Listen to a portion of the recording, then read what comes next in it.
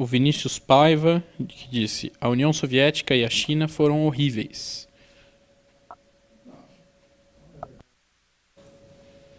Isso aí tem determinadas etapas.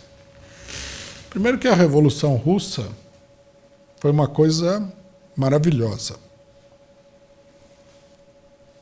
Um território gigantesco, se levantou, destruiu o império extremamente opressor, tudo foi uma coisa, fez a reforma agrária, distribuiu a terra a todos os camponeses, fez muita coisa boa. O problema é que é aquele negócio, né? Não durou. Não durou não porque fosse ruim, não durou porque era bom. Né? Uma coisa que muita gente não entende é o seguinte: os responsáveis pela ditadura que se ergueu depois são os países imperialistas. Esse que ninguém se dá... O direitista, ele fala: a União Soviética foi ruim. Não, a União Soviética foi boa. A Revolução Russa foi boa. O problema é que o imperialismo não queria deixar que isso daí existisse. Então, o que eles fizeram? Primeiro, envolveram a Revolução em 3 anos de uma guerra civil extremamente violenta. 12 países diferentes invadiram o que não chamava União Soviética na época, mas a União Soviética. 12 países. Nessa guerra que foi provocada pelo imperialismo, morreram 1 milhão de pessoas. E a economia foi completamente destruída. As estradas de ferro pararam de funcionar, as fábricas, na maioria, pararam de funcionar. Por quê? Porque o país tinha que se concentrar na guerra. Você imagina um país invadido por 12 exércitos imperialistas.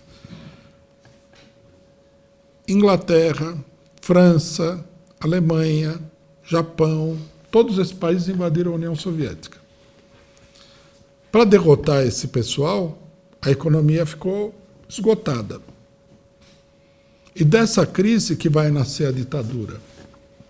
Quer dizer, eles provocaram a ditadura. Stalin é um filho do imperialismo. Se eles não tivessem feito isso, é muito provável que essa ditadura nunca teria acontecido. Isso muita gente... Esse negócio de fazer julgamentos morais é muito bom para os padres, né? Para enganar os trouxas. Mas na política não é assim. Você tem que saber o que aconteceu, você tem que fazer uma análise concreta, né? A China é a mesma coisa. O povo chinês derrotou o imperialismo também. Eles expulsaram os japoneses, que cometeram atrocidades inacreditáveis, né, na China, principalmente na Manchúria. Os japoneses separaram a Manchúria da China, colocaram... O último imperador chinês foi colocado como imperador da Manchúria, que eles rebatizaram de Manchukuo. E ali eles fizeram experiências com os seres humanos, fizeram a mesma coisa que os nazistas faziam nos campos de concentração. Tem uma crise entre Japão e China por causa disso até hoje. Os chineses derrotaram os japoneses, depois derrotaram os norte-americanos. Isso é uma coisa boa, foi uma coisa bonita. Mas aí aconteceu a mesma coisa. País pobre, país esgotado pela guerra, por toda essa violência e tudo mais. Saiu da guerra civil, pressão do imperialismo de todos os lados. O imperialismo é o verdadeiro autor das coisas ruins que aconteceram aí. Deixasse o povo tranquilo, o país seguia o seu rumo, sem problema.